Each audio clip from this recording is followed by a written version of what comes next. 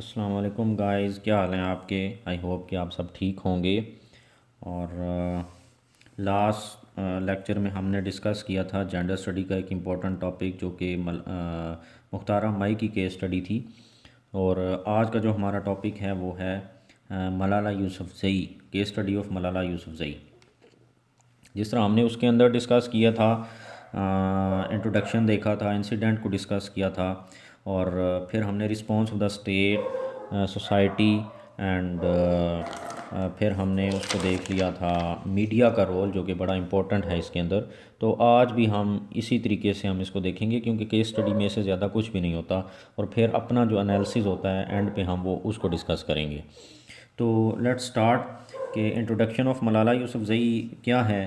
कि she was born on 12 of July 1997 in Mingora Swat valley in KPK Pakistan. वो 12 जुलाई 1997 को पैदा हुई और KPK में का जो प्रोविंस है वहाँ पर। अच्छा, वो उसके बाद ये इंसिडेंट क्या था, ये तो था उसका शॉर्ट इंट्रोडक्शन। और उसके बाद हम इंसिडेंट ऑफ क्या हुआ मलाला के साथ वो हम डिस्कस करेंगे। इंसिडेंट इंसिडेंट कुछ इस तरीके से था कि 2012 के अंदर ये इंसिडेंट हुआ। और उस वक्त इन 2012 शी वाज 15 ईयर्स ओल्ड। तो 2012 में आपको पता है कि पाकिस्तान जो था है वो टेररिज्म की जद में था और टेररिज्म फेस कर रहा था, और पीक पे था टेररिज्म। और स्पेशली जो नॉर्दर्न एरियाज़ हैं पाकिस्तान के, KPK है जो अफ़गानिस्तान के साथ टच होता है, क्योंकि वहाँ से एंटर हो रहा था, तो ये एरिया जो थे वो बहुत ज़्यादा इसके टेररिज्म फेस कर रहे थे। तालिबान जिस जिस एरियाज़ के अंदर उनका कंट्रोल जो था वो स्ट्रॉन्ग होता जा रहा था, तो वहाँ पर वो डिफरेंट तरीके के ऑर्डर्स जारी कर रहे थे, जिस तरह के सवात जहाँ से मलाला यूसुफ़ज़ई थी। तो तालिबान ने कंट्रोल किया सवात को और बैन कर दी बहुत सारी चीज़ें, जैसे कि उन्होंने कहा कि घरों के अंदर TV नहीं चलेगा, म्यूज़िक नहीं चलेगा, और इवन कि उन्होंने जो फंडामेंटल राइट्स थे कुछ, जैसे कि बच्चियों की, लड़कियों की गर्ल्स एजुकेशन जो थी वो उसको भी बैन कर दिया कि that girls can not go to school. तो इस ये जो फतवा इन्होंने पास दिया, ये बेसिकली वजह बना मलाला यूसुफ़ज़ई के इंसिडेंट का। जब उन्होंने इस चीज़ को बैन किया कि लड़कियां स्कूल नहीं जा सकती, तो वो जो मलाला यूसुफ़ज़ई थी वो एडवोकेट बन गई गर्ल्स की इस के अगेंस्ट। उन्होंने कहा कि ये this is are fundamental right, तो हम स्कूल जाएंगे। रिलीजन भी हमें इस बात से नहीं रोकता। तो she became the advocate of girls instead of death threat. उसे डेथ थ्रेट भी था, फिर भी उसने उसको कंटिन्यू किया। हुआ ये कि 9 अक्टूबर 2012 को एक दिन वो जब स्कूल से वापस आ रही थी स्कूल बस में, तो इन द वे टेररिस्ट जो थे उन्होंने अटैक कर दिया बस के ऊपर। ये उसी बस में मौजूद थी। तो टेररिस्ट ने इसको अटैक किया और उसने राइफ़ल से इसको अटैक किया। जो राइफ़ल जो थी, उस जो बुलेट थी वो a bullet pass from left side of her head to neck. उसने सर से मारी इसको गोली, तो वो सर को उसने उतना ज़्यादा डैमेज नहीं किया जितना कि वो नेक से पास होके दूसरी साइड पे चली गई, और जिसकी वजह से इसका स्कल जो ब्रेन था वो डायरेक्टली डैमेज नहीं हुआ। तो उसके बाद इंसिडेंट के बाद जब पुलिस और सिक्योरिटी एजेंसीज़ वहाँ पर पहुँची, तो उन्होंने इसको मिलिट्री हॉस्पिटल पेशावर में पहुँचाया, और जिसके बाद ये सीरियस थी और फिर इसको इंग्लैंड बर्मिंघम के अंदर पहुँचा दिया। ये इंसिडेंट था बेसिकली। एक ही चीज़ है इसके अंदर कि उन्होंने फतवा जारी किया कि गर्ल्स स्कूल नहीं जा सकती, और इसने उसके अगेंस्ट गर्ल्स को सपोर्ट किया, और इसको थ्रेट था जिसकी वजह से इसके ऊपर अटैक हो गया। अब ये इंसिडेंट था, और इसके ऊपर हम क्या देखते हैं कि रिस्पॉन्स ऑफ द स्टेट क्या था। ये एक इम्पॉर्टेंट है कि जब हम इसको कंपेयर करेंगे मुख्तारा मई के जो रिस्पॉन्स ऑफ द स्टेट था और इसके साथ, तो हम देखेंगे कि ये बहुत ही मुख्तलिफ रिस्पॉन्स दिया स्टेट ने बेसिकली एक 2012 के अंदर पीपल्स पार्टी की गवर्नमेंट थी और वो डेमोक्रेटिक गवर्नमेंट थी, तो उसने इसको सपोर्ट किया।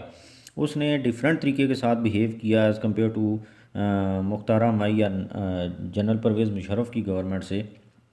और उसने सपोर्ट किया इसको और हर तरीके के साथ। और गवर्नमेंट ने कहा कि she is a young girl who is demanding for her fundamental right. ये उसका फंडामेंटल राइट है, रिलीजन भी उसको इसकी इजाज़त देता है और ये कॉन्स्टिट्यूशनल राइट है हर लड़के और लड़की का according to the constitution of Pakistan.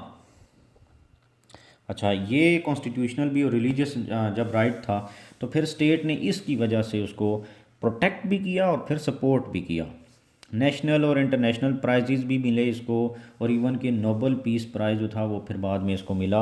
ये 2013 के अंदर, ये MCQs भी एक इम्पॉर्टेंट है कि ये नॉमिनेट कब हुई, 2013 के अंदर ये नॉमिनेट हुई थी नोबल पीस प्राइज़ के लिए, और 2014 के अंदर इसको पीस प्राइज़ मिला। ये आपने इसको देखना है। तो ये एक पॉजिटिव रोल था, एक डेमोक्रेटिक गवर्नमेंट थी और उसने इसको सपोर्ट किया और इसको पॉजिटिवली बिहेव किया गवर्नमेंट ने। अब नेक्स्ट जो है वो रिस्पॉन्स ऑफ द सोसाइटी जो है, यहाँ पर ये बहुत ज़्यादा इंपॉर्टेंट है। रिस्पॉन्स ऑफ द सोसाइटी क्या है, रिस्पॉन्स ऑफ द, अच्छा इससे पहले अगर हम रोल ऑफ मीडिया देख लें तो वो, क्योंकि डेमोक्रेटिक गवर्नमेंट थी तो उसने कोई कंट्रोल्ड मीडिया नहीं था, मीडिया फ्री था, उसने एक सिग्निफिकेंट रोल प्ले किया और पॉजिटिव रोल प्ले किया। मीडिया ने तमाम फैक्ट्स जो थे वो पब्लिक तक पहुंचाए और अपडेट किया पब्लिक को about the facts, and even when she was out of the country तो फिर भी मीडिया ने ऑल द इंफॉर्मेशन जो थी वो आवाम तक जो है वो ट्रांसफ़र की। इंटरनेशनल मीडिया जो था BBC जैसे, उसने इंटरनेशनल लेवल पे इस इशू को प्रोजेक्ट किया और इसको सपोर्ट मिली। इसी तरीके से इसके बाद हम देखते हैं response of the society. Society का क्या रिस्पॉन्स था। सोसाइटी पाकिस्तान की जो है वो उस वक्त भी पेट्रियार्कल सोसाइटी थी और आज भी है, और patriarchal society did not believe the fact. Society ने कहा कि ऐसा है ही नहीं, ये सारी की सारी एक प्लांटेड स्टोरी थी और ये एक एजेंट थी इंटरनेशनल, और ये प्लांटेड स्टोरी की वजह से ये सब कुछ हुआ। जब अटैक हुआ तो फिर ये बच कैसे गई। और उन्होंने कहा कि ये इंटरनेशनल, सोसाइटी ने, लोगों ने कहा कि ये एक इंटरनेशनल कॉन्स्पिरेसी है।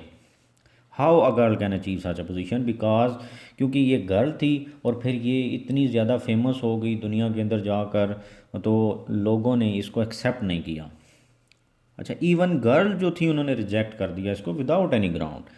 तो पेट्रियार्कल सोसाइटी, देखें कि पेट्रियार्की कितनी ज़्यादा प्रिवेल कर गई है सोसाइटी के अंदर कि उन्होंने, गर्ल्स ने भी इसको रिजेक्ट कर दिया। इसको टाइटल दिए गए जैसे कि ड्रामा क्वीन है, और इस तरीके के साथ इसको टेक्स्ट मैसेजेस में इसकी कैंपेन इसके ख़िलाफ़ चल पड़ी सोशल मीडिया पे, और बिल्कुल भी सोसाइटी ने इसको एक्सेप्ट नहीं किया। और सारी की सारी वजह क्या थी, पेट्रियार्कल सोसाइटी होने की वजह से सोसाइटी ने एक्सेप्ट इसलिए नहीं किया कि ये एक लड़की है, she is a girl and how a girl can achieve such a position. जब इसने यूनाइटेड नेशन जनरल असम्बली को भी एड्रेस किया, US की पार्लियामेंट को भी इसने एड्रेस किया, और फिर कैनेडियन पार्लियामेंट को एक्सेप्ट किया, एड्रेस किया, तो सोसाइटी मज़ीद इसके अगेंस्ट होगी। तो उन्होंने कहा कि ये इंटरनेशनल कॉन्स्पिरेसी है, इसको इंटरनेशनल सपोर्ट हासिल है। A girl can not, even a Pakistani girl and who belongs to a poor family, how she can achieve such a position. ये सारी चीज़ें थी जिसकी वजह से सोसाइटी ने टोटली इसको डिसोन करते हुए कहा कि ये सब इंटरनेशनल कॉन्स्पिरेसी है, इसमें कोई भी सच्चाई नहीं है। सोसाइटी जो थी मेजॉरिटी केसेस के अंदर, बहुत कम लोग जो थे उन्होंने इसको एक्सेप्ट किया और मेजॉरिटी में इसको रिजेक्ट किया गया और इसको ड्रामा क्वीन कहा गया। आज भी सोसाइटी इसको रिजेक्ट करती है, इवन कि वो काम कर रही है जब पाकिस्तान के अंदर रहते हुए, और उसको डेथ थ्रेट भी है, तो फिर भी सोसाइटी इसको एक्सेप्ट नहीं कर रही। अब जब हम ये सारी चीज़ें देख लेंगे तो फिर हम इसको एनालाइज जब करते हैं तो हम क्या देखते हैं। सबसे पहले तो ये कि पेट्रियार्कल सोसाइटी थी जिसने इसकी सक्सेस को एक्सेप्ट ना करते हुए, अगर सोसाइटी, अगर इसको इंटरनेशनल लेवल पे ये पोजीशन और ये सपोर्ट ना मिलती तो मे बी सोसाइटी इसको एक्सेप्ट कर लेती और कहती कि टेररिस्ट ऑर्गेनाइजेशन ने इसके अगेंस्ट अटैक किया और वो बेचारी विक्टिम है।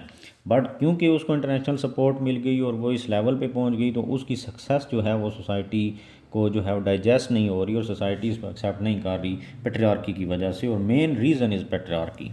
इंस्टेड ऑफ डेथ थ्रेट, वो पाकिस्तानी सोसाइटी के अंदर उसने काम किया, उसको डेथ थ्रेट भी था और फिर भी वो सामने आकर फ्रंट फुट पे आकर उसने काम किया, बट सोसाइटी जो है उसके पॉजिटिव रोल को तो नहीं देख रही बट उसको रिजेक्ट कर रही है कंटिन्यूसली।